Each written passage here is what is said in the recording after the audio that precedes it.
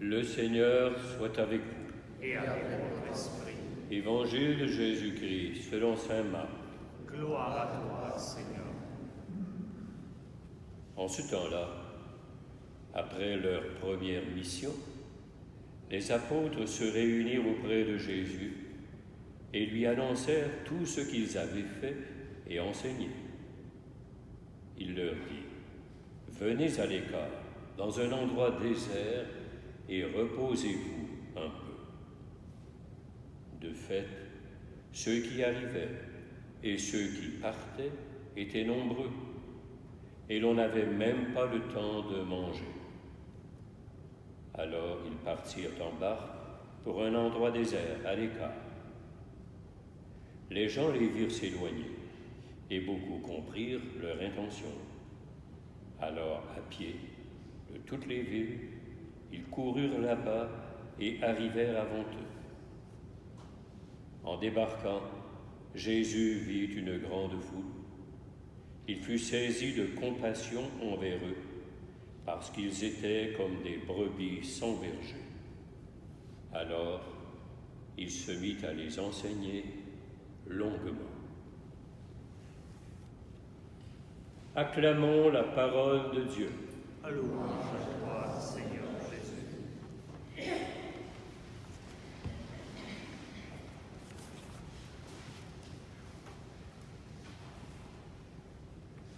Venez à l'écart et reposez-vous un peu.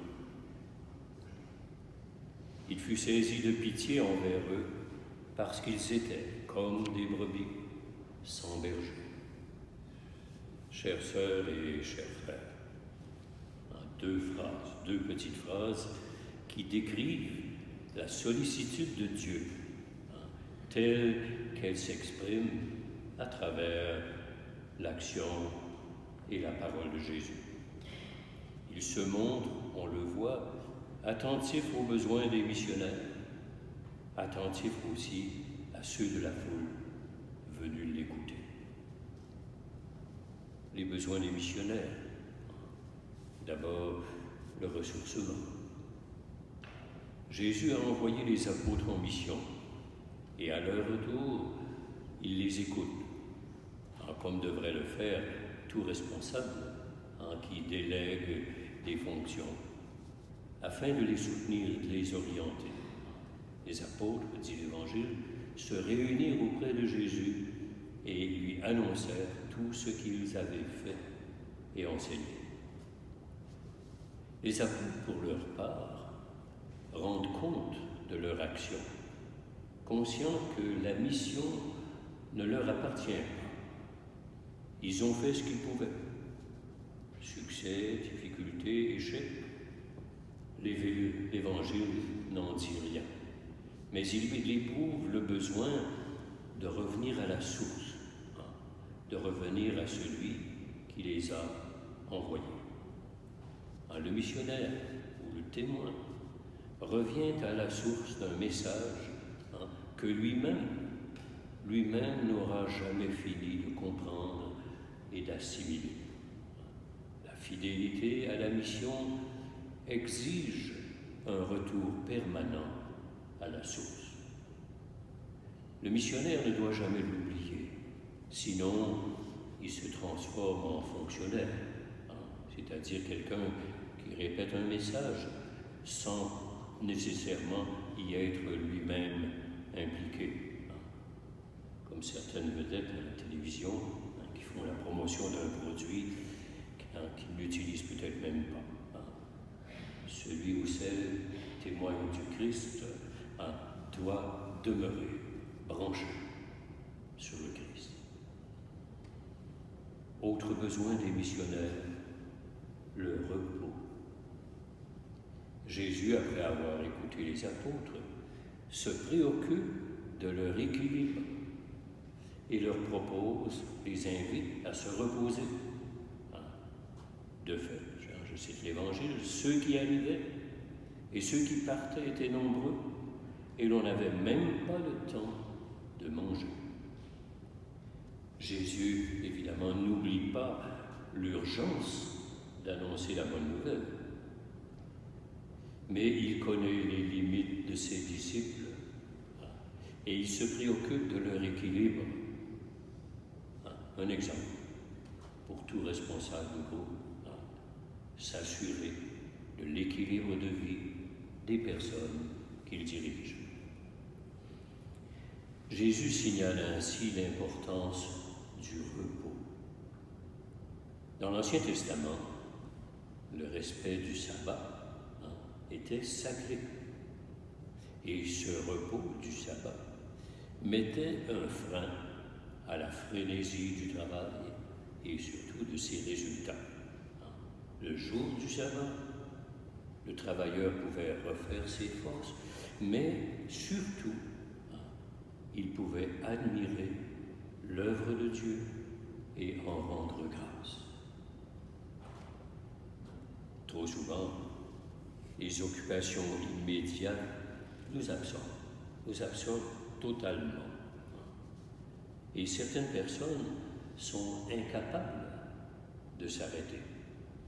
Elles se sentent coupables quand elles ne font rien. Nous devons apprendre à nous arrêter. Nous arrêter pour louer le Seigneur, nous arrêter et demeurer conscients de tous les bienfaits dont nous sommes comblés. Et que ce que nous sommes a beaucoup plus d'importance que ce que nous faisons et possédons. De nos jours, nous jouissons d'une certaine abondance. Nous risquons, à cause de ça, de ne plus apprécier les choses que nous avons. Et alors nous nous précipiterons dans la consommation, souvent uniquement pour remplacer des objets, des choses qui sont encore bons et utiles. Pourtant, la vue de tant de populations privées de tout devrait nous rendre conscients que nous sommes des privilégiés.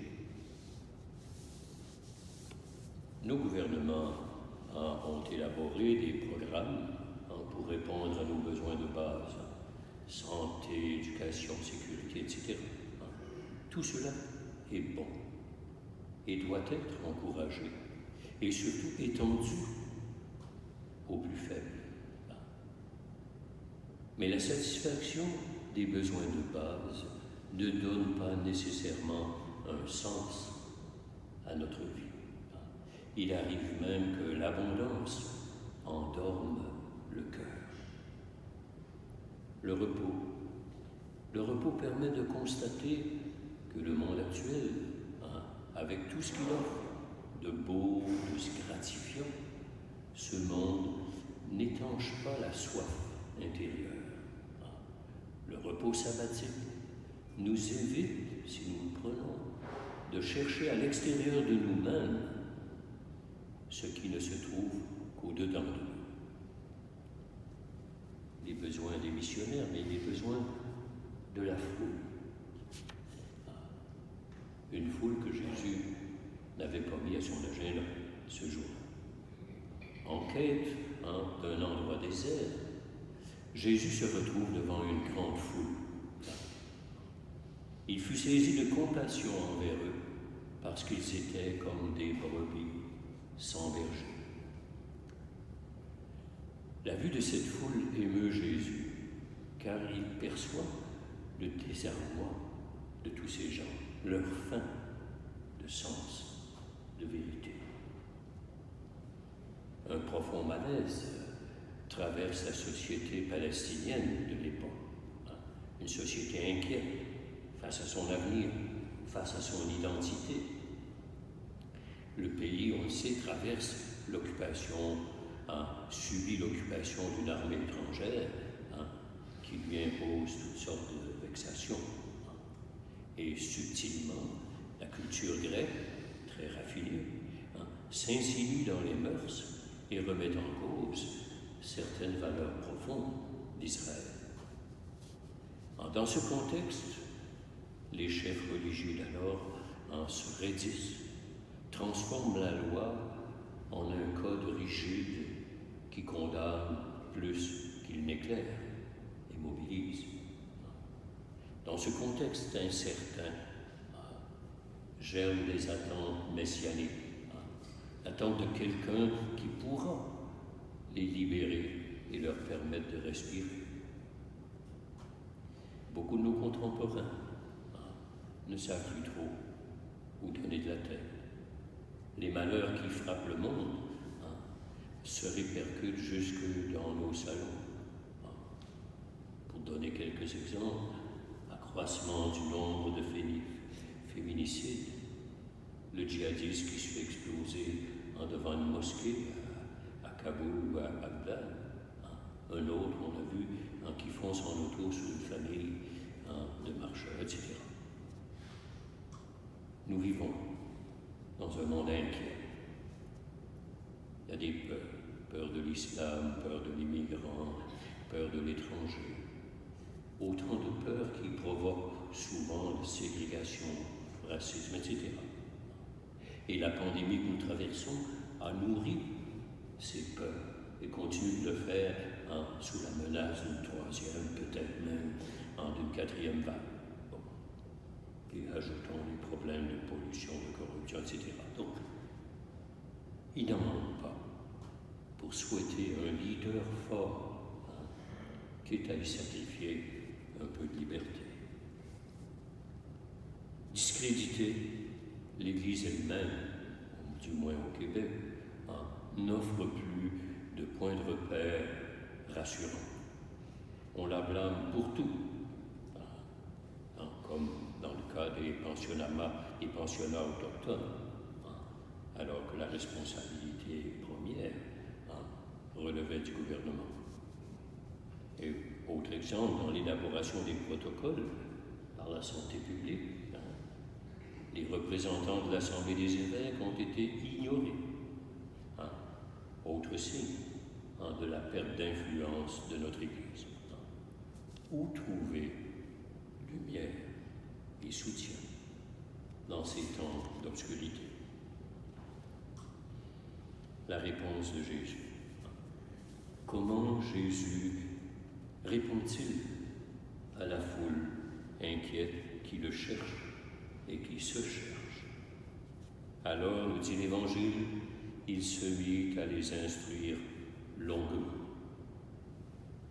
Saint Marc ne nous donne pas le contenu de cette prédication. À cette foule en quête de sens et de vérité, Jésus a sûrement parlé du Père, de son amour pour son peuple. Il a sans doute aussi rappelé qu'il n'était pas venu abolir la loi, mais l'accomplir, lui donner tout son sens, comme il l'exprime d'ailleurs dans le Sermon sur la montagne. En d'autres mots, Jésus a employé le langage du cœur, le seul qui apaise et qui réconforte. Jésus leur parle longuement, dit le texte, dans un endroit désert où on l'a suivi. Les mots disent bien que la réponse à notre quête de sens exige du temps et implique un déplacement, voire un dépouillement, où l'on s'en remet totalement à l'initiative de Jésus. Pour bien entendre la parole de Jésus, il faut d'une certaine manière quitter aux occupations habituelles, difficiles pour des gens habitués à obtenir de tout et tout de suite. Or, il faut écouter longuement. L'enseignement de Jésus, c'est comme la pluie. La pluie met du temps à pénétrer la terre. Et vous l'avez remarqué, lors d'averses fortes et rapides, l'eau s'écoule avant d'avoir pénétré le sol en profondeur. Pour que la parole imbibe nos terres desséchées, il faut lui accorder du temps. Jésus, après avoir instruit les gens, c'est-à-dire après avoir calmé leur faim de sens, a apaisé la faim du corps en multipliant les pains cet épisode-là qui suit n'a pas été lu ce matin, mais ça se suit immédiatement. Jésus accorde la priorité à la parole qui répond à la fin du sens, à la fin de vérité.